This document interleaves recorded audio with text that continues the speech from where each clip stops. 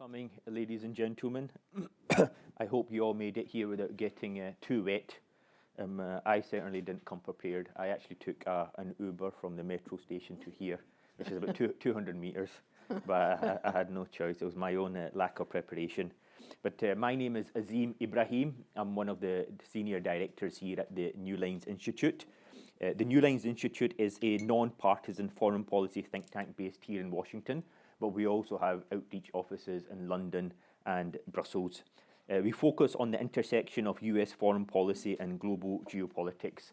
We've got a number of initiatives in the pipeline at the moment, and by proportion of size, I would argue we're probably one of the more high impact kind of think tanks in terms of actually having influence on policy, both here in the United States and in Europe. This initiative of ours on the Western Balkans is to provide rigorous non-partisan analysis for policymakers on the Western Balkans, both to the US and European. It's a very ambitious project, which is in the very early stages at the moment, but we have a multi-pronged strategy in terms of how we want to have impact in this area. And over the coming months, we're going to be announcing different initiatives that we're actually launching related to the Western Balkans. And if any of you are following the news, which I assume all of you are on the Western Balkans, you will know that this issue is becoming more and more pertinent.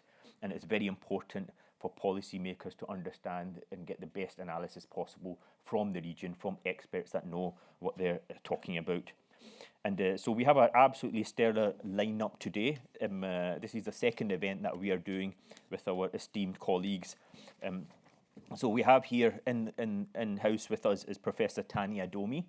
Professor Tanya Domi is actually one of our senior non-resident fellows in the Balkans, the Western Balkans Observatory, and she's actually been one of the pioneers helping put all of this together. She's an adjunct assistant professor of international public affairs at Columbia University School of International Public Affairs, and is an affiliate faculty member of the Harriman Institute, where she taught Balkan studies since 2008. But much more importantly, and much more impressive, is that she served in the United States Army for 15 years and later worked as a congressional aide and military policy advisor to the late Congressman Frank McCloskey. And most of you would be aware he was one of the most, Congressman McCloskey is one of the sanest voices during the war in Bosnia. I actually still remember him, and I was a great admirer of him. And my esteem for Tanya went up considerably after I learned that. Online, we have Ramadan Ilazi, who currently serves as the head of research at the Kosovo Center for Security Studies. He holds a doctorate in politics and international relations from Dublin City University. And previously, Dr. Ramadan also held the position of Kosovo's Deputy Minister for European Integration, where he was involved in supporting the process of preparing a national plan for the implementation of stabilization and association agreement with the European Union.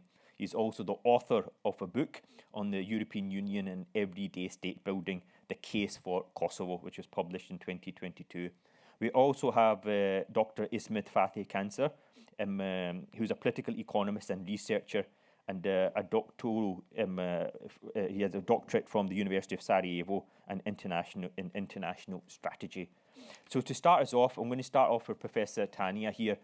Most recently, many of you may have seen the op-ed in Bloomberg by Admiral Stavridis, who is a former Supreme NATO Allied commander, who said that the Balkans is actually going to be the next flashpoint, and this is where Putin is actually going to exercise most of his influence post Ukraine. So to kick us off, I want to start off with Professor Domi.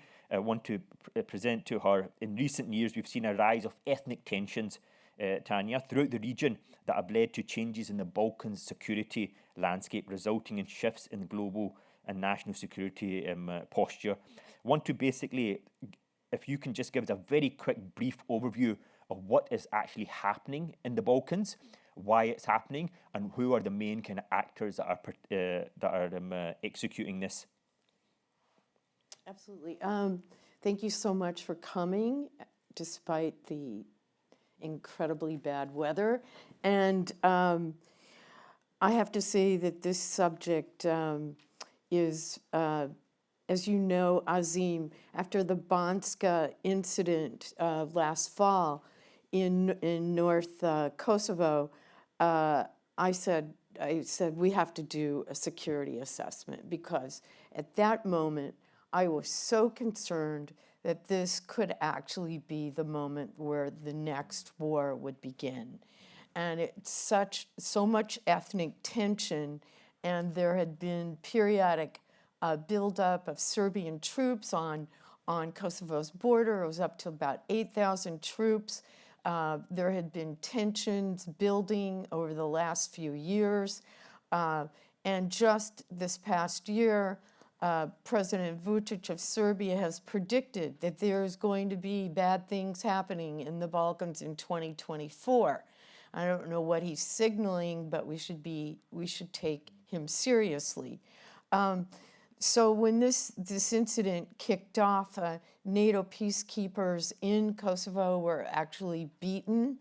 And I do believe that the NATO presence in KFOR is actually holding the line, because even Serbia knows they don't want to go to war with NATO. The same cannot be said of Bosnia, where you have a U4 force that just got 500 additional soldiers when the Ukraine war kicked off for the first time in years. It's lightly armed, it doesn't have any heavy armament. Many of us, and I'm one of them, has been calling for the United States to put in a NATO reinforced presence in Bosnia for the last several years. There's no way that the current presence of U4, as try as they may, can actually defend the country effectively with such a lightly armed force and nothing to stop anybody rolling from northeast Bosnia all the way to the Adriatic. I mean, it would be very difficult for Bosnia to defend itself under those circumstances. Yet the United States hasn't acted on that, and I know that Ismet has prepared a really great paper. It's the same thing to Donnie, both of them. These two situations, I think, are among the most tenuous and the most challenged. And more broadly, when you look at Serbia, it has gone through the biggest arms buildup in the last several years, buying Turkish weapons, buying Chinese weapons, and buying, really building an arsenal that's quite significant. You just don't buy these arms just to sit on them. And that's a concern I have about Serbia, beyond their overtures, their diplomatic use of advancing arguments to actually attack others. With regard to Montenegro, you have a NATO member, which is really, really unusual in this situation, a NATO member that's had a government that is really pro-Russia.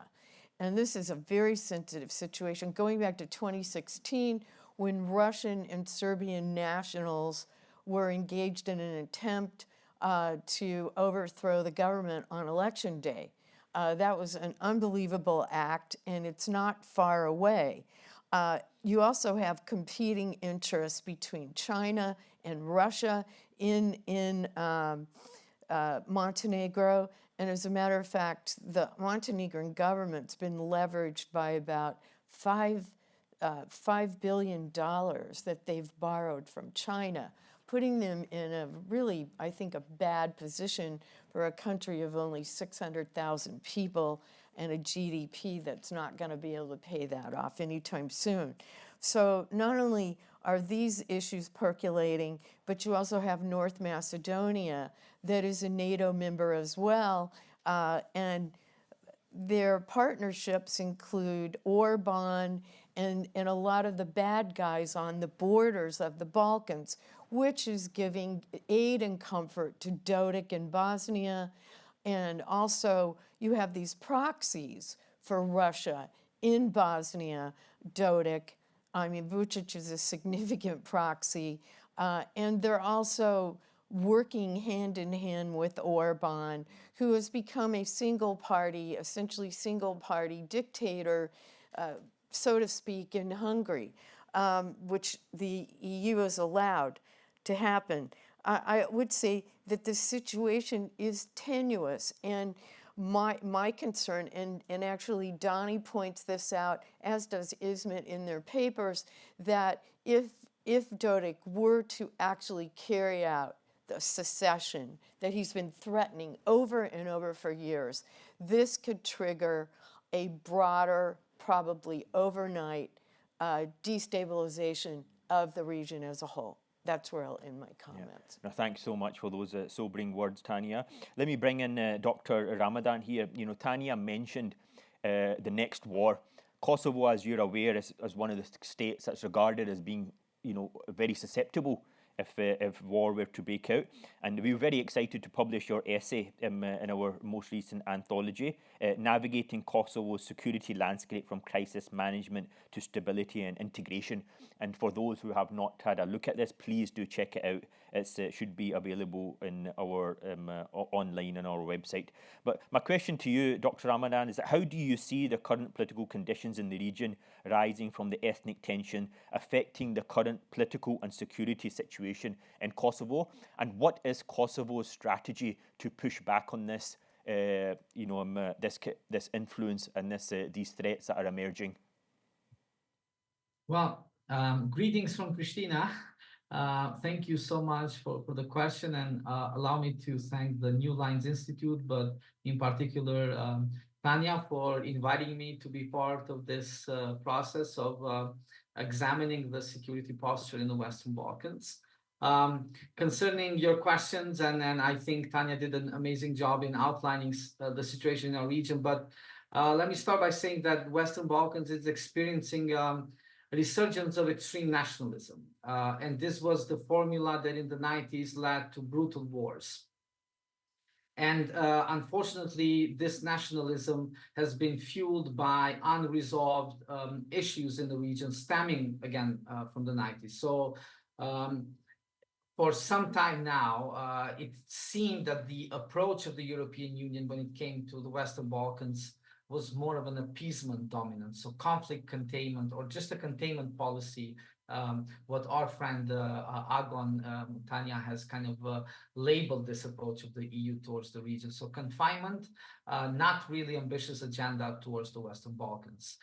This kind of started, took a big hit in 2014 when then President of European Commission, Juncker, said that there won't be any new members of EU in the next 5 years. Everyone knew there wasn't going to be any new members, but him saying this publicly and out loud kind of confirmed this sentiment in the region that there isn't a real perspective in EU membership. And this further fueled skepticism in the region and kind of helped these kind of discourses that were trying to promote different alternatives rather than the one of European integration. And so for years, leaders in our region, such as Dodik that was mentioned in Bosnia and Herzegovina, and also leaders in Serbia with a quite, I would say, dangerous rhetoric, didn't really suffer any consequences for this kind of promoting this kind of discourse. But new change happened when Russia brutally invaded Ukraine. This was a wake-up call to EU, especially in relation to the Western Balkans. And so what we saw after the Russian invasion of Ukraine is a renewed commitment or a new energized engagement of the EU with our region. We even had President of the European Council kind of point out this 2030 vision potentially for the EU to be ready to receive new members. However, this came a bit, I would say, late in terms of subduing or dealing with the nationalism that was taking hold. And key to this was also the process of normalization of relations between Kosovo and Serbia, which has failed to produce, in a way, a desired outcome. Since 2010 or 11, when this process has started, it's been over a decade, and both countries are further away from normalization than they were when the process started, or even we can say even more perhaps contentious relations in that sense. So we have seen now this rise of nationalism, unfortunately, also in Kosovo. And I don't think that is helpful. We see Russia having a particular interest in investing in nationalism. You have these two kind of groups, but especially night wolves that Ismet knows very well, which are a biker gang from Russia that Putin regularly participates in their rallies and calls them friends. They often they have a branch in Bosnia. They are active in our region, and they are connected with the far right elements. And so Kosovo and Bosnia and our region have become a meeting point between far right parties. And again, I say far right, understanding that in US there might be nuances of how you understand far right. In our case, we understand far right as a very brutal political extremism based on nativism in a sense, and a very strong connection to the idea that Europe is a Christian region, it should be as such. So far right in EU meeting Russia in Western Balkans, and turning Bosnia and Kosovo as some kind of a plight, as some kind of a cause to rally people in EU. And we have elections for European Parliament coming up in June. And if you see the polls, there is a bit of a disappointment in the sense that there is a growing support for leaders or political leaders that are considered to be on the far right. There are proven cases, facts of, for instance, far right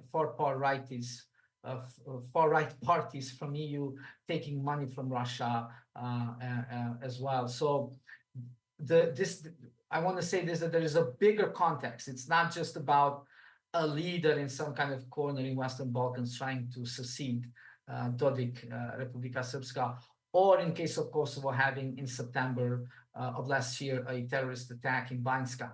I think there's a broader context here. And that context is what already was said, is that Russia and Putin wants desperately to create a new tension, to create a new hotspot, so that it takes away attention, much needed attention from Ukraine, and as well as it allows Russia to project power. It allows Russia to kind of say, you know, I have still the ability to disrupt security in other areas of the world. So it is a region that should not be ignored in that sense. And Kosovo right now is a spot, a particular hotspot, and hopefully, I think the smarter solutions when it comes to Kosovo prevail, and this has to do with the north of Kosovo. And I hope that we see a more increased coordination. This is the question, what Kosovo is doing. More what it should do, I think in my answer, is that it should definitely coordinate more closely with the United States. This is a major concern right now when it comes to implementing agreements that kind of facilitate integration rather than create conditions to maintain a status quo. I think status quo is what President Vučić wants in Kosovo. I don't think he's interested in a solution. And so enabling that, I think it's not a smart choice. Thank you. I don't know. Thank you. Thank you so much, Dr. Ramadan, for that analysis. Let me bring in Ismet now. We were very excited, Ismet, to publish your essay as well on introducing a new security pact for Bosnia and Herzegovina. That's also available online on our website. So Ismet, Dr. Ramadan made it very clear that EU policy has been a policy of appeasement. So you can essentially say it's been a policy of complete failure. When I was in Bosnia last year, I remember speaking to some officials there, and they indicated very clearly that the priority of Bosnia is actually no longer EU membership, it's actually NATO membership. That is much more likely. EU membership just seemed like a far off, achievement, and so their focus was on NATO. And so I just wanted to ask you if you could share some of the context on the current status of Bosnia's ascension to NATO? What are the obstacles? And can you describe this new security pact that you believe would enhance the security of Bosnia and the defence posture, and how that would assist the defence posture in the Western Balkans? Thank you very much, first and foremost. Thank you for having me today, and greetings to you, Professor Domi, you, Dr. Ibrahim, and everybody else that's listening us today. It was a pleasure to actually contribute to this publication. I would like to start by saying that in light of what Professor Domi has said, and then my colleague Danny as well, is that this European security framework that we have lived has obviously been shattered with the Russian invasion of Ukraine. And the peace dividend that has given some 80 years of peace for the continent is obviously over. But what's very important and what's peculiar is that with that tectonic shift that we are going through, it seems that the Western Balkans as a region are taking a prominent role.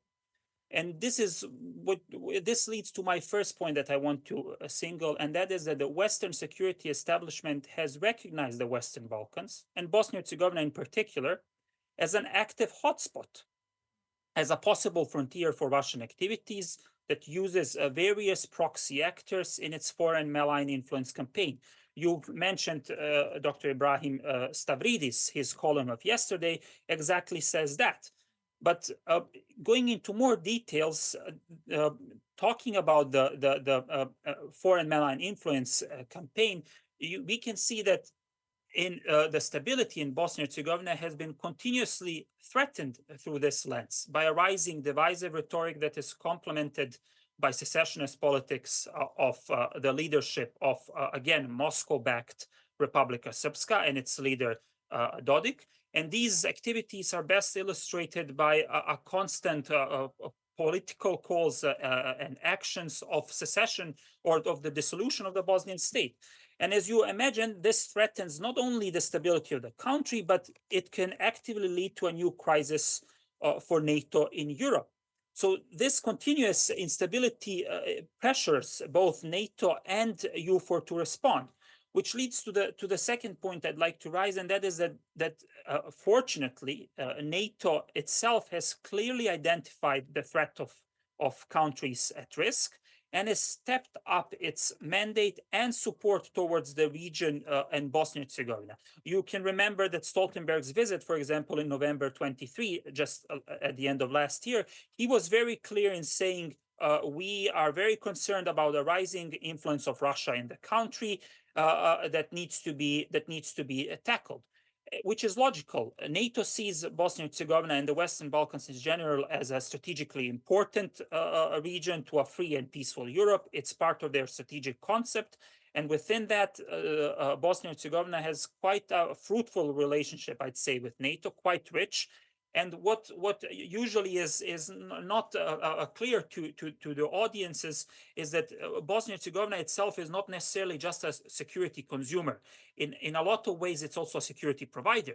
Just some of the examples, the armed forces of Bosnia-Herzegovina, the light infantry brigade that has now 1,100 troops, more or less, give or take, has been NATO certified in 2022 to NATO combat readiness standards. This, in essence, means that Bosnia-Herzegovina can contribute directly to the alliance deterrence posture across the continent. The armed forces itself, the defense sector itself, regularly participates in high-level military exercises with its partners, such as, for example, Swift Response of 21.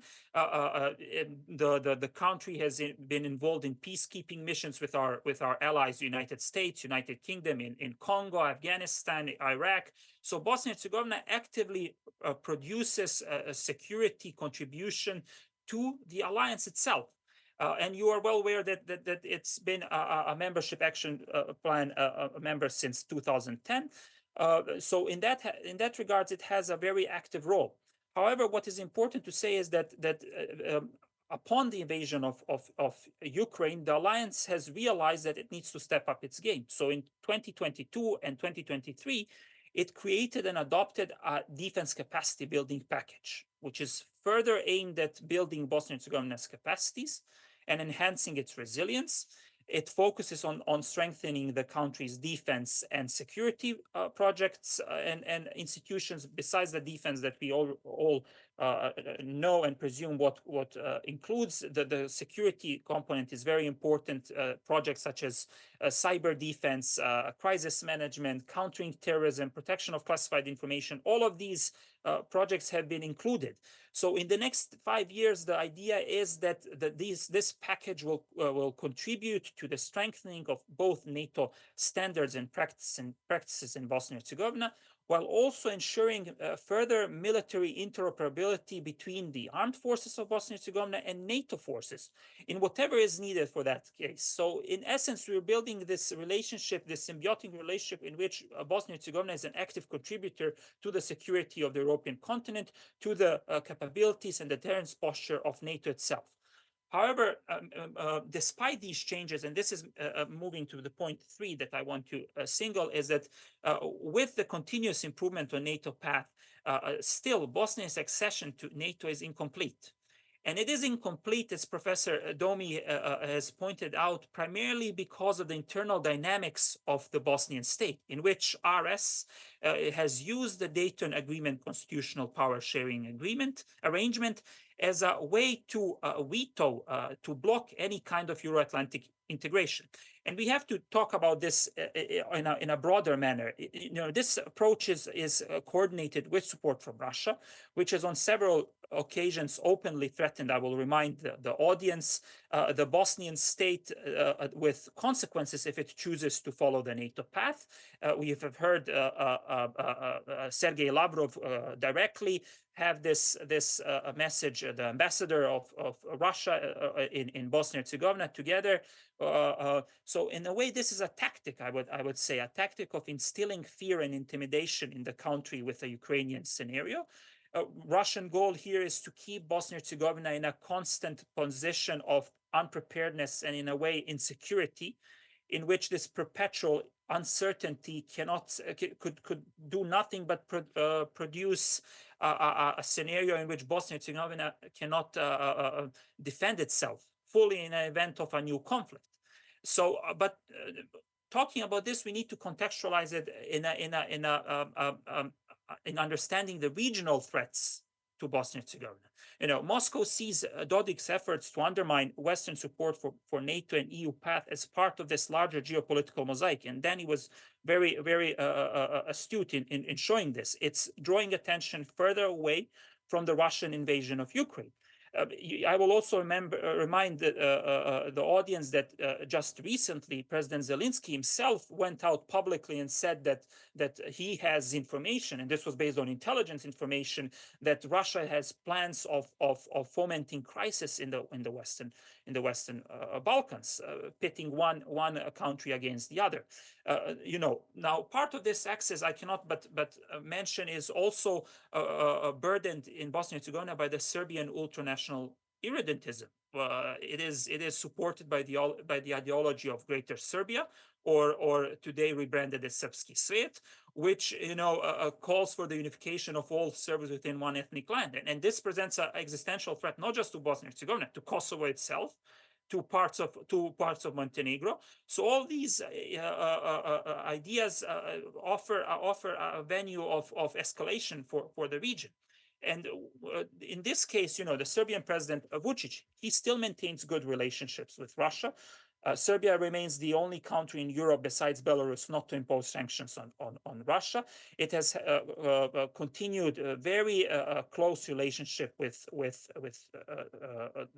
Russia, with its procurement of military weapons from both Russia and China. You are aware of the recent procurement, for example, of military helicopters and artillery. So when Vučić goes out in public and has this prediction that 2024 is going to bring new conflicts in the region, in RS and Kosovo, those are not accidental. So I give example, among else, in the publication here, that the September 23 attack on Banska by paramilitary force that has been most likely trained at the Serbian military base, it remains plausible, if we're talking about possibilities, that a similar attack from a paramilitary group could be perpetrated on Bosnia-Herzegovina by the same or similar private contractors or ex-special military forces and volunteers, but with training and equipment from Russia and Serbia, with logistical and tactical support from RS. So these are not something that goes out of domain of reality.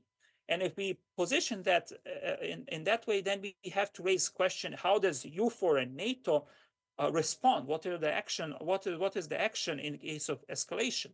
And this is where we come to the actual issue: is that the EUFOR, which is a United Nations Security Council mandate to ensure the so-called SASE, safe and secure environment, as a first responder to any serious threat in Bosnia-Herzegovina, I position faces both political and strategic limitations in doing so. And I'll just give very shortly some of these examples. Critics have long warned that the mission lacks credible deterrent capabilities in both size and means. From 2006, from 3,500 troops to 2016, where it was only 600, and Professor Domi was correct to identify the number of 1,100 right now. These numbers cannot effectively cover necessary ground across Bosnia-Herzegovina. Say, for example, simultaneously escalations happen in Zvornik, Brčko, Visegrad, Foča, Sarajevo, issues like that, they cannot cover. And then obviously the means. The force has simply no insufficient armor, no heavy weaponry, and not enough helicopters to quickly move forces and equipment around. It basically renders the mission incompatible or incapable to contain a serious escalation. So this is the strategic dimension in a sense. And then we have the political dimension that I'd like to single and is very important. And that is the fact that starting from the beginning of this year, EUFOR has been taken over by Hungary. And a country that is another ally of Dodik and Vučić and has shown keen supporter of Putin and Russia. I must mention the words of Orban, who historically harbors anti-Bosnian attitudes in a way. All of this raises a suspicion of credibility in its approach to Bosnia-Herzegovina. Both externally but also internally. During Orban's rule, both Dodik and Čović, the leader of the HDZ Bosnia-Herzegovina, the Pro-Democratic Union, had received steady support in unraveling Bosnian statehood. So these issues, in a way, undoubtedly undermine the wider political and security context in Bosnia-Herzegovina and how EUFOR standings is seen within the country, which is what leads me to my final point in the introduction of the new security pact, and that is that I position that the EUFOR cannot and should not be and serve as the sole guarantor of a safe and secure environment. And that therefore there's a number of steps that NATO and NATO members can undertake in this direction. Some of them have already been mentioned. For example, while NATO headquarters supports the operational THEA EUFOR in Sarajevo, the United Kingdom and the United States should rethink its withdrawal from the mission and instead push for at least a battalion level deployment to EUFOR in Bosnia-Herzegovina. It serves both ways. It strengthens EUFOR's deterrent posture, but also increases UK and US's footprint in the region. That is in terms of what we have right now. Now, talking about producing new capacities, which I think is actually the crux of what we have to do, is build new capabilities of how to deal with these security issues, is that NATO could strengthen and should strengthen the Bosnian state defense and security capacity. It's already doing part of it through the defense capacity building package. But in terms of producing new capacities, the individual alliance members can work on establishing, whether jointly or bilaterally, a framework of strategic investment opportunities into Bosnia-Herzegovina's defense industry.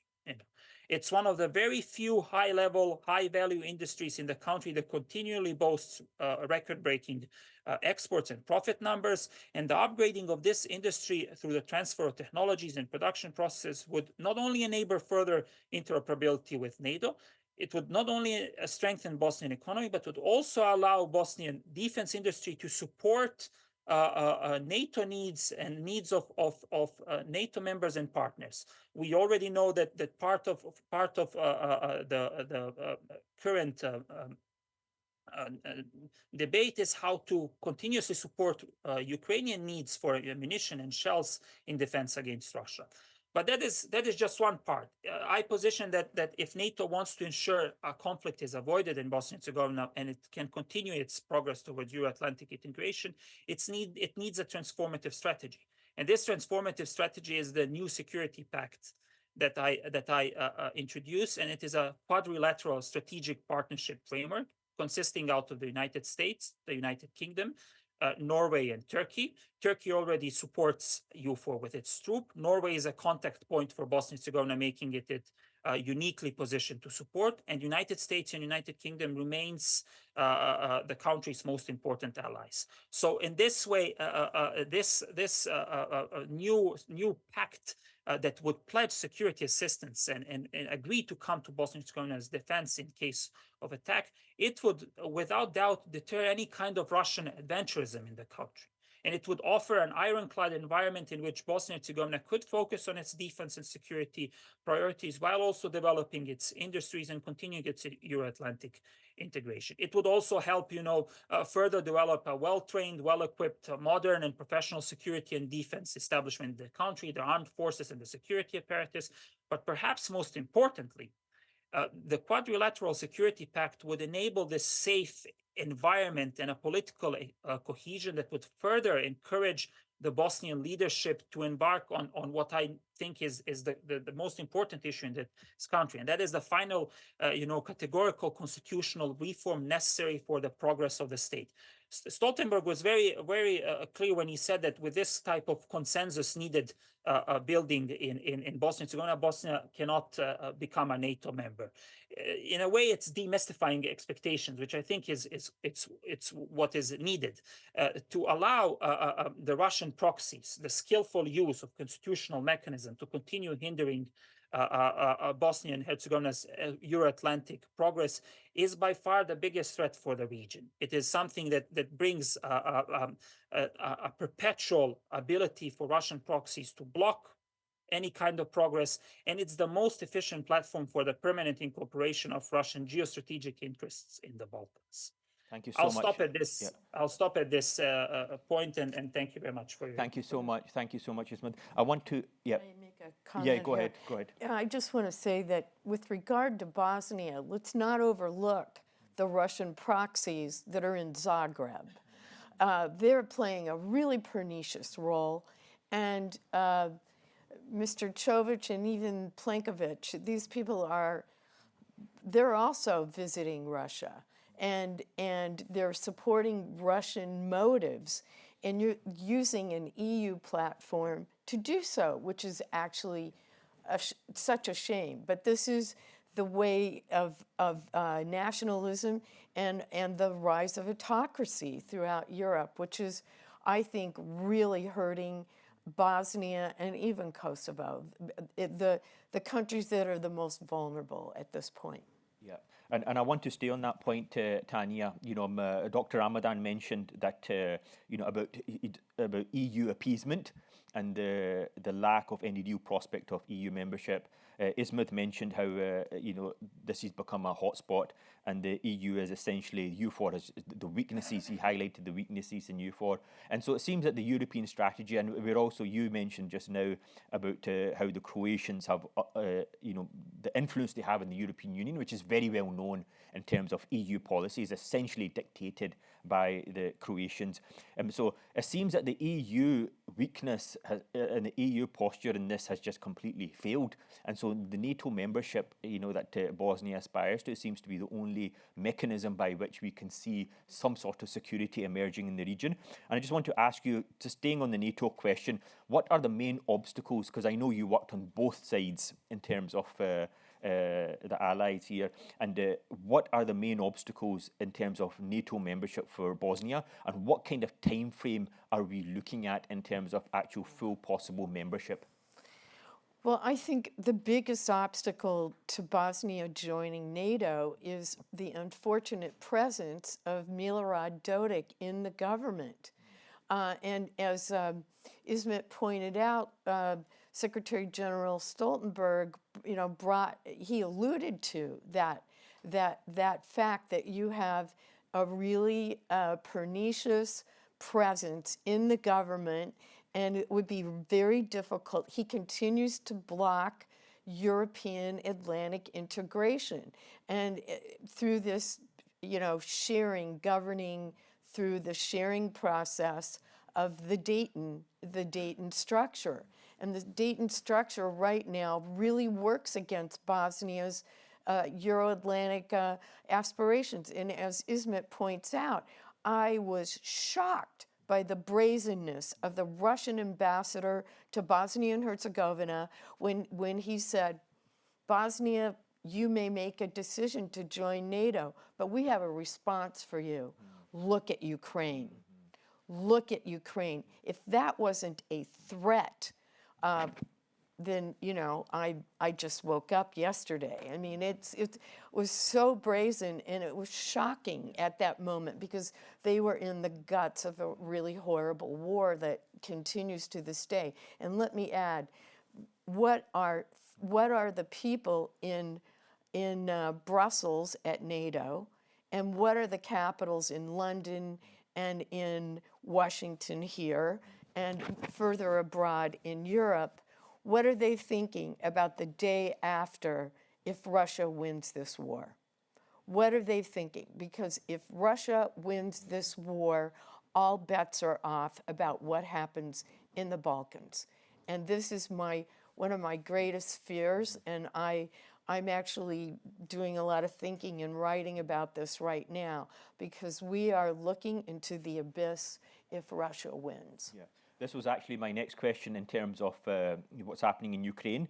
We are now entering into the third year of this war, and it is anticipated that irrespective of who gets elected in the US election, that there will be pressure put on Ukraine and essentially to kind of wrap up this war one way or another, irrespective of who comes into office.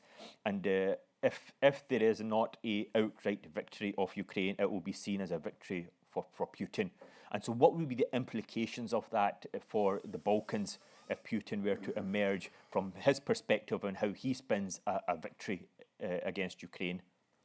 I think I like to remind my friends who don't pay attention to these issues that the first and last war fought in the 20th century was in the Balkans. And if Putin wins, if Russia wins, Putin will be seen as the victor clearly, and I think this will give rise to the impulses of the Orbans, the Putins, the Modis, all the authoritarians throughout the world. God forbid if it's Trump here in America.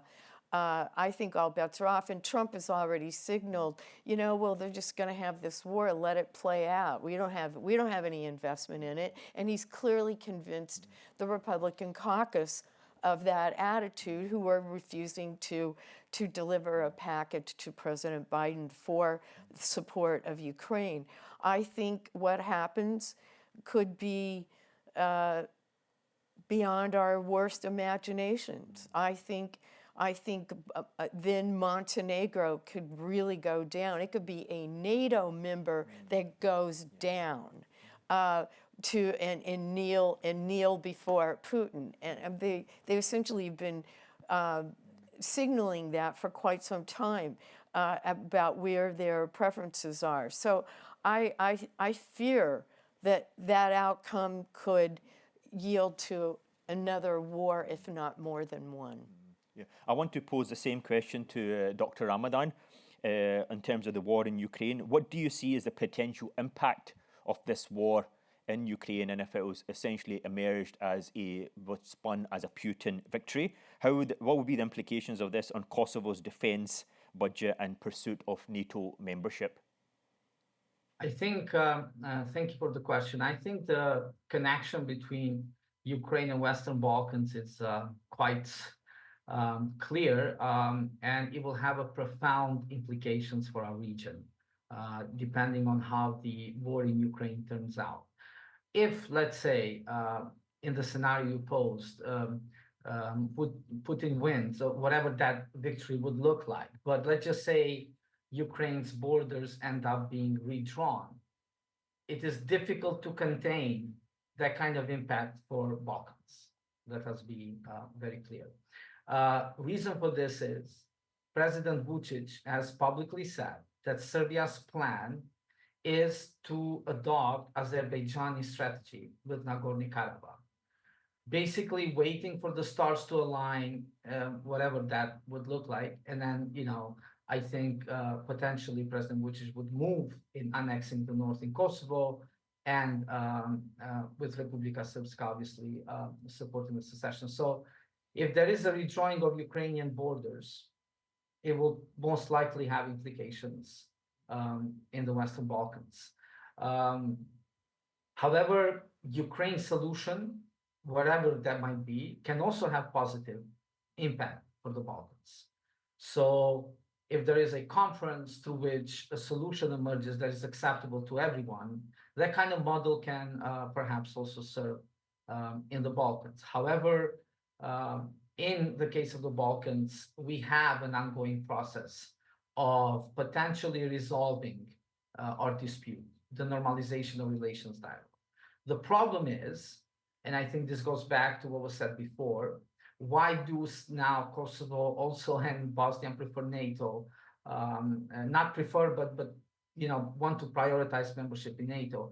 Is also because dealing with the US in our region, it's much more effective and predictable than dealing with the with the EU. Don't forget that EU, it's not a cohesive actor. Remember, it was EU member states that were blocking vital help for Ukraine. So it's not that EU itself is on one page in terms of Ukraine war, but not just on Ukraine war, on Russia, on China, for that matter. So we are forgetting, but China also is watching. China was watching how the West is responding, NATO is responding to the Russian invasion of Ukraine, obviously taking lessons for their Taiwan scenarios that we see that they are training. So when it comes to China, for instance, the lack of cohesion in the EU is much more appalling. And I would just want to stop to say that while I am being critical of EU, my criticism should not be equated with skepticism. I am a strong proponent and supporter of EU. It's a brilliant peace-building project. And it is important that this project is expanded. But what we have right now in EU is a lack of a political vision that this EU had in the 90s. When they had the Big Bang, what they call the Big Bang expansion in 2004, there was a clear vision by, I think it was in 97, that all, at the time, European community got together and prepared itself for expansion. We do not see the kind of political vision, political ambition, even political agency in the EU that we used to see. And part of this is that at a certain point, America started to withdraw itself from EU, obviously for all the right reason, perhaps. But fundamentally, for our region, the experience has been so far that without a joint American and European EU leadership, resolution of issues are highly unlikely. So there is a clear connection. Little green man scenarios are not unthinkable in case of the Balkans. I think it is a problem for us because we have insecurity institutions in the biggest country in the Balkans, in Serbia, people who are very loyal to Russia.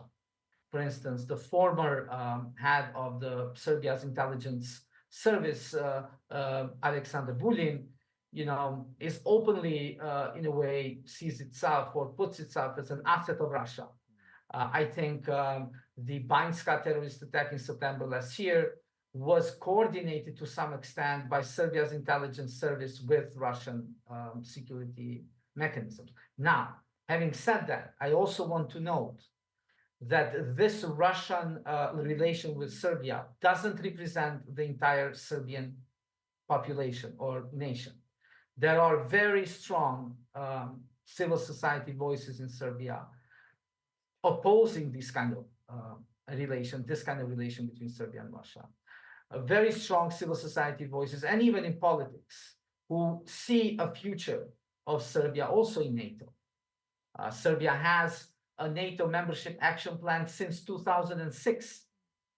Let's not forget it. So despite the optics in public relations that we have often, Serbia trying to promote itself as a very anti-NATO, I think there is a much closer relationship. But on Ukraine, and let me end with this, Ukraine, Russian invasion of Ukraine and situation before that in Crimea was used by Russia for a disinformation campaign against Kosovo. They say, well, we entered Crimea because, you recognize Kosovo. It is a hypocrisy to say something like that of a country that, for instance, they forget totally when they intervened in Transnistria in 1990 in Moldova. So their ideas of drawing parallels, it's just another way of, I would say, showing what the true purpose of Russia is, both, I think, by invading Ukraine and now investing in instability in Western Balkans. And the purpose for that is Russia wants to show NATO, EU, but more importantly, the US and Western alliance as incapable, as weak, as uncoordinated, and not able to deliver in that sense. So while we became complacent in the West, that Cold War was over in the 90s, we are moving towards integration. That complacency has served against, I think, the West. And I think Russia used that complacency to do what it did in 2014 in Crimea, and then with the invasion of Ukraine. So I think it will have a profound implication for our region. And therefore, we hope that, for instance, that there is a much stronger commitment and cohesion within the Western alliance when it comes to supporting Ukraine to come to the finish line in that sense. Obviously, I understand there are other concerns, for instance, in the US and EU that we hear. You don't want to embarrass Russia because then they might push the nuclear button or whatever. But appeasement is also hasn't worked. Everyone who has dealt with Russia from the US, the books I read, the experts, everyone says that Russia doesn't understand appeasement. It understands force, it understands credibility of consequences for actions. And therefore, I think if Ukraine went to war because of values, because it wanted to choose a path to become part of EU and the Western alliance, the least the Western alliance can do is help the Ukrainian people fight this war to a conclusion that is to their satisfaction, and not to the satisfaction of someone sitting in nice offices and thinking about peace, while in reality Ukraine is fighting for its existence. Thank you so much. Ismet, I want to bring you in. Dr. Ramadan clearly pointed out that EU is not a cohesive actor, and it hasn't been for quite some time. They were very slow to respond in Ukraine, and without the United States, we would have seen a very, very different outcome at the very earliest stages in Ukraine. Thus, it leaves countries in the Western Balkans to rely on the United States. And so I just want to pose to you, in the eventuality of a Trump presidency, who's essentially very clearly, he's a non-interventionist. Where does that leave?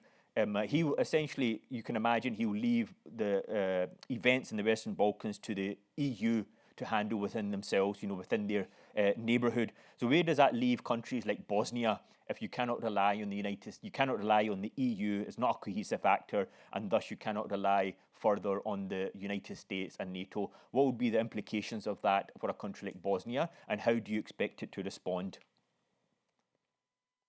Thank you very much for the question. You're putting me on the spot here. That's a very, very tough question to answer, to be honest. Without any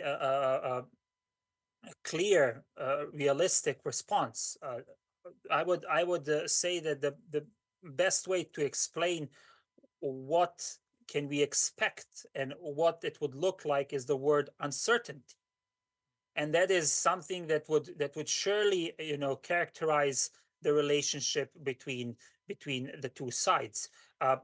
I, for a fact, know that a lot of people right now here in Sarajevo are thinking about how do we proceed or how it will look like if there's a new Trump presidency. And I think that the thinking logically, if indeed Bosnia and Herzegovina cannot depend on NATO and United States, the most logical response would be that it will depend on itself, that it will look inwards for trying to find solutions to that. Now, this is obviously problematic because inward-looking solutions, there's a very thin line between peace and conflict in those situations.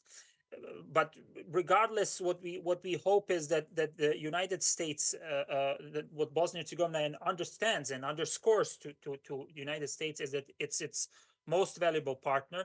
The United States itself has invested a lot in Bosnia and Herzegovina, not only financially, but also politically, in the security apparatus, in the nation building, in the civil society, freedom and democracy, in a way to let that slip just because there's other, which we understand, bigger priorities, is something that invites an issue that down the line will cost more the United States to address than it would to actually have a hands-on approach. So this is something that is very, very important to realize. I would just like to add to Professor Domi's. She was very correct in terms of identifying the NATO issues or the accession issues of Bosnia and Herzegovina to NATO. But what is very important to know, and usually people omit this when discussing, is that Bosnia and Herzegovina right now, legally speaking, possesses all the necessary decisions for NATO accession. And what's especially important here to recognize is that the Serb members as well voted for this. So this is very important. The law on defense in Bosnia and Herzegovina has been adopted with the support of Dodik's party at that time, which voted for the law that clearly states that Bosnia and Herzegovina is going to become a NATO member, and the institutions of Bosnia and Herzegovina are going to do everything in their responsibility to become a member of NATO. So this is one very important issue. The other one is also the presidency of Bosnia and Herzegovina. It was actually during the chairmanship of the Serb member of the presidency that Bosnia and Herzegovina has sent a letter of interest to become a NATO member. So what we have is a legal standpoint where all the necessary decisions have been adopted. The point is here that the Russian foreign malign presence in the region is using an internal dynamic to reverse some of these decisions and build a narrative that is in essence anti-Euro-Atlantic, making it much harder for Bosnia and Herzegovina to prosper on this path. So what we hope, with the new presidency is this continuation of work that essentially is needed with the institutions of Bosnia and Herzegovina, in which we strengthen the capacities of the state of Bosnia and Herzegovina to deal with its issues. I personally believe that the United States itself can help its own interests in Bosnia and Herzegovina only to the extent that the state of Bosnia and Herzegovina is strong enough to deal with some of these issues. And that means a strong deterrence and security posture, a strong interoperability with our most ardent allies in the West, the United States, United Kingdom, and obviously working together with the European Union to have a more clearer political vision, as Danny has said, how to address some of the dissenting voices within the European Union that don't necessarily see an issue in what's happening in Bosnia and Herzegovina. So to conclude, in a way, we are hoping that regardless if it happens, the uncertainty that might follow with a new Trump presidency is a policy that will continue working on enhancing the capacities of the Western Balkans, of Bosnia and Herzegovina, in responding to these issues. I think this is the most sensible way in doing so without opening any kind of new frontiers of conflict. Thank you so much. Thank you so much for that. So my final question before I open it up to the audience for questions is that I'll ask each of the speakers, if you manage to get an audience with the senior political leadership here in the United States, what is the single one policy recommendation that you would make? What will be the single ask? Just the one. I'll start off with Tanya, if you can give us a quick response. A single ask. Yeah. Actually, I was talking to the State Department recently, and I said one of the big issues in Serbia, as Donnie has pointed out, is that there are a lot of civil society leaders that are really strong, but you cannot dismiss the fact that Russia is giving money to over 100 NGOs in Serbia. And what I think from a development standpoint is that we need to redouble our efforts, the UK, the United States, and the EU, on supporting civil society, because they're the people that keep the country together and are pushing for democracy. So we're talking about hard issues, hard security issues that are really, really important for obvious reasons.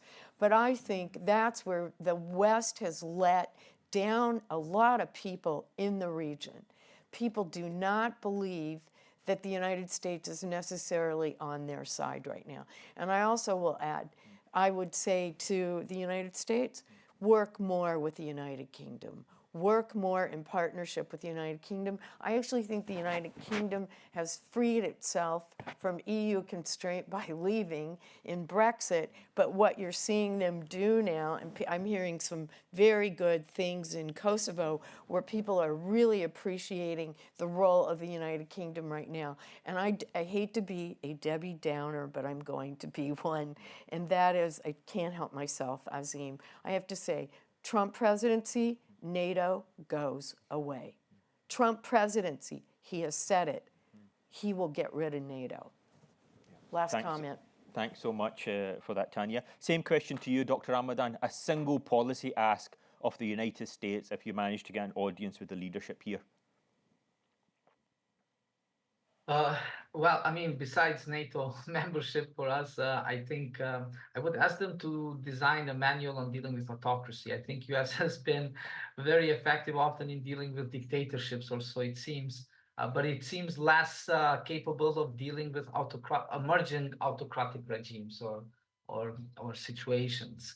In a line of what also Tanya said about, for instance, identifying the kind of liberal voices that would further help cement the liberal democracy. And obviously, in this sense, this goes along that way of the need for American political leadership for our region and for EU. This is of utmost importance. Yeah, thank you so much. So, Ismet, on the one hand, you have Tanya's recommendation, which was to support civil society, particularly in Serbia. On the other hand, you have Dr. Ramadan saying that we have to have a manual of dealing with these autocratic regimes in a more robust method with specific US political leadership. And I should point out to the audience that this is actually a theme that I explored in my most recent book, Authoritarian Century, which you can see here in terms of how to deal with this new alliance of autocracies that is emerging. The book is available online and in all good bookshops, I should point out here. So back to you, Ismet, what would be your recommendation on that? Since I'm quite far away from Washington, D.C., and it seems it would be a one-time opportunity, I'm actually going to swing for the fences here with your question. I would actually say that the Dayton Peace Agreement to the American administration, it's a dear thing, but the Dayton Peace Agreement has in essence served its purpose after 28 years. It has shown that in a way it cannot meet European human rights standards nor security standards required for NATO membership, and it's time for a revision that will reflect a new reality for both United States and Bosnia and Herzegovina. Thank you so much for that, Ismet. And I should also point out to the audience that in our project here at the Western Balkans Observatory, we're actually putting together a task force to look at Dayton. We're calling it Dayton Plus. and we have some very formidable scholars that are actually looking in terms of how do we build upon Dayton and how do we actually ensure that it's much more, a new architecture is developed to supersede Dayton, which has essentially served its purpose, but now we have to look beyond that. So that's also in the pipeline. So thank you so much to the speakers here. I want to open up to the audience. Before you ask, please identify yourself and also indicate to whom you wish to present your question. Do we have questions online? Do we have a mechanism for that? Go ahead, sir. Good morning, Ivan Kovacic, Embassy of Serbia.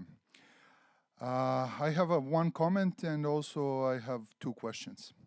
I will raise them to all the panelists. I think it's the beneficial question. In my view, understanding the region from the 90s needs a bit of change of optics. Unfortunately, during this panel, there were certain one-sided views and they remained unchallenged. So I will try with brief questions, not to go into too much specifics, because it will take too much of our time, to just raise certain issues. So my question would be, current condition of Serbs and other non-Albanians living in Kosovo and Metohija as a cause of certain actions that unfortunately played out. And also a brief comment about the process of election of mayors in north of Kosovo and Metohija. Thank you. Thank you so much. What was your name, sir? Ivan Kovacic. Ivan. Okay. Thank you so much for that question, Ivan. Let me first bring in Tanya on that. This is obviously a concern that's been raised by the Serbs before, and very similar to the concern that was raised by Putin, which got lots of traction in terms of the treatment of Russian minorities in Ukraine. And the Serbs are essentially, bringing up this concern in terms of the condition of Serbs in both Kosovo and Albania, and this is essentially their motivation of bringing up these issues. So how would you respond to that? The issue of what specifically, in terms of how the Serbs are treated? Are you talking about the mayors? I'm talking about ASM, for example. Brussels Treaty, ASM, how many years since it's not established, for example? Or I can invite the other speakers who are in the region, might be more appropriate. I think I would like to hear from Donnie on that, because I really am not down in the weeds on that issue. Yeah. So Dr. Ramadan, you are in the region, in Kosovo, which Ivan mentioned. So how would you respond to that? Well, thanks, Ivan, for the question. I think establishment of the Association of Serb Majority Municipalities is a very important mechanism. This was an instrument agreed from 2013 agreement between Kosovo and Serbia, and it was voted in our Kosovo Assembly in 2015. Our Constitutional Court issued a verdict that said that establishment of the association is part of the legal system of Kosovo and it should happen. It's important to know the 2013 agreement has 15 points and the first 6 points are about the association. The other points were, for instance, for integration of Serb parallel structures that were operating in the north, such as security, judiciary, and others. And these were implemented to a large degree. We had, for instance, at a certain point about 300, when it started in 2013, 300 Serbs who were working for the so-called Northern Brigades or civil protection organizations that became part of Kosovo Police. Unfortunately, in November of 2022, we saw a decline in the progress that was achieved with mass resignations of Kosovo Serbs from in the north from institutions. So they left the police, the mayors resigned, they resigned from judiciary, and so forth. I think the conventional wisdom right now is that this was a mistake, that these resignations should not have happened, because effectively what happened as a result is now you have the north of Kosovo policed by members of Kosovo police that are not Serbs, local Serbs there. And I don't think this is something that the Serbian community in the north appreciates. And I think this needs to be fixed as soon as possible. With regard to the establishment of the Association of Sub-Majority Municipalities, I think this is important step. I think establishing the ASM is one way to prevent what I think President Vučić wants to do, which is to maintain a status quo in the north, and create the conditions for what he termed himself is, we will wait for Azerbaijani scenario. So I think it is not smart to delay this process. I think this is where I am critical of the government approaches in Kosovo. The United States, the EU is asking the government to work with them so that on a statute of how, because the key question is how this association will look like. And again, the major concern in Kosovo from the government's point of view are two. Why it hasn't been established so far. First is this, the nature, the kind of association we want, the competencies it will have, which can become an issue in terms of if we're moving towards an association that can potentially become another layer of government in Kosovo, which is something that is not preferred because of Republika Srpska, the experience of Republika Srpska. But I need to point out that the kind of association that was agreed looks nothing like Republika Srpska, and Kosovo is not a federation. So I do not see their potential for concern if the statute is written in that kind of manner that is in accordance with the agreement from 2013 and the decision of the Constitutional Court of Kosovo. The second concern of the government in Kosovo with the delays in establishing the association seems to be related with the fact that Kosovo sees establishment of association as the last leverage it has to unbreak the deadlock we have with respect to integration in international democratic community recognition and so forth. In other words, Kosovo government seems to be concerned that if they move with establishing the ASM, the EU and US will then forget Kosovo, and we will remain in a limbo situation we are right now when it comes to recognition from 5 EU member states that have not yet recognized Kosovo and integration in EU and other international organizations. So it seems right now the situation in Kosovo is that neither the government nor the international community have the kind of trust with each other to make this kind of steps. So we need to work on that to make sure that association leads to changes for Kosovo with respect to recognitions, basically unblocks that potential for Kosovo to become part of international society. And at the same time, we have an association that serves the interest of the Serbian community in Kosovo in a manner where, as an institution, doesn't become a stumbling block for functionality of the state. This is the major criteria. And I think from what I'm hearing, there are, solutions for this, but it seems there isn't a lot of willingness from Kosovo government to cooperate with US and EU on this particular matter when it comes to this question. Now, I think it's important to note that Kosovo implemented a decentralization process in 2009, and it led to a significant change of reality because we always hear about the north of Kosovo, but there's Serbian community living in the south of Kosovo too. And when we implemented decentralization process, there were similar concerns back then that somehow this will lead to infunctionality and so forth. It didn't. I think there is a much better, and I'm not saying, I don't want to paint a rosy picture of the situation, but it's definitely a much more integrated community in the south of Kosovo when it comes to Serbian community than what we have right now in the north. I mentioned in the paper, we mentioned with Leorita in the paper that we cannot continue in Kosovo to police the north with special units.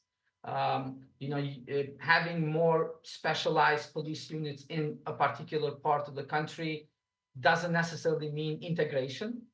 Actually, it means the other way around. So I think it's important for the Kosovo government to send out the right messages, but also engage constructively, both with the Serbian community in Kosovo, but also the international community in terms of finding and implementing solutions.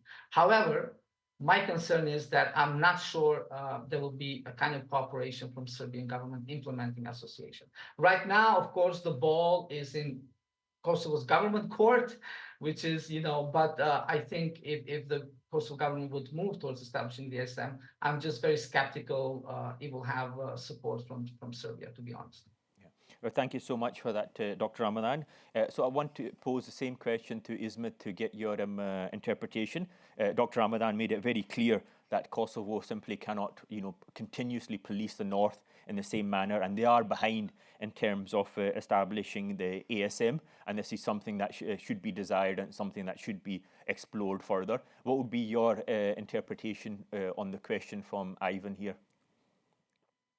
I mean, I would refrain from commenting issues of Kosovo. I think that for Kosovo itself, it has more or less the similar issues as Bosnia and Herzegovina does, but it should be the task of Kosovo citizens to decide what's best for them. What I will say to this response is that I'm generally against any kind of exclusivity in choices and rights, and that means that we should refrain from any kind of exclusive rights to anybody.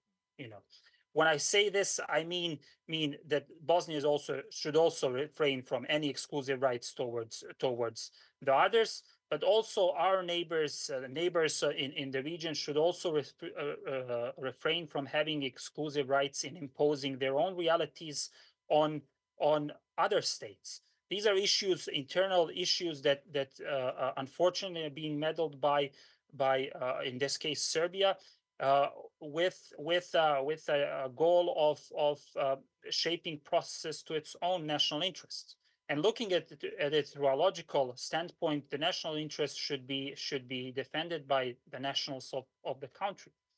So the region would be much more coherent in a sense if we adopted these principles in trying to deal with the issues that we have.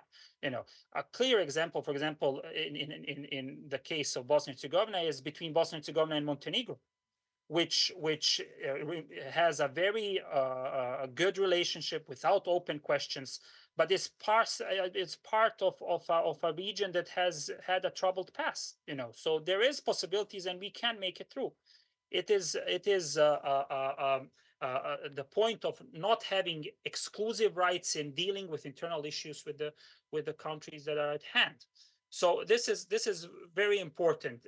I believe that it would be much more prudent if the region as a whole would further leap towards the Western system of security and cooperation, rather than lingering around with other alternatives. It would finally, in a way, circle the soft underbelly, as they call the Western Balkans, in putting it as a righteous member of what the European continent or what the Western security framework is, and what it is needed, a cohesive unit of peace and prosperity. Thank you so much. Any other questions from the audience? Do we have a facility for online? But yeah, go ahead, Amina. Hi, and good morning I think it's still morning. Good morning to everyone. And thank you to our speakers for their contributions. My name is Amina. I'm originally from Bosnia. I'm a PhD candidate at Virginia Tech and formerly employed at the UN Tribunal for the former Yugoslavia. I have a question for Ismet, but I would welcome other speakers' contribution too. Now, the calls for the changes to the Dayton Peace Agreement is something that has become fairly common in the past few years. Now, keeping in mind that the Dayton Peace Agreement at the time that it was negotiated reflected a mix of wartime territorial gains and territorial concessions and claims to land based on ethnic majority. When you talk about changes to the Dayton Peace Agreement, what exactly are you talking about? Are you talking about changes to political arrangements or territorial arrangements? Thank you. Thank you so much, Amina. Any other questions? I think that might be the last few. Anybody else? So Ismet, that question was directed to you from Amina in terms of the Dayton Peace Agreement. What specific changes are you referring to that you say that are required? It's a very good question. Thank you very much, Amina. I mean, I've been very clear with this. No territorial concessions whatsoever. There is no redrawing of borders in the Balkans. The redrawing of the Balkans borders is an invitation for new conflicts and wars. And what is very important to say here is that the Dayton Constitutional Agreement is a sui generis agreement. It is something that has been made as a way to overcome a current situation and offer, I would say, a groundwork for further changes, developments, progress, etc. The Dayton Agreement, including its provisions, political provisions, has been clearly identified as an agreement, as a faulty, as an agreement that has basic discrimination within its provisions. This has been said by the Venetian Committee. This has been said by the European Court of Human Rights. If Bosnia-Herzegovina, they didn't impose anything, but they simply said this: if Bosnia-Herzegovina is to become a member of the civilized Western world, a member of the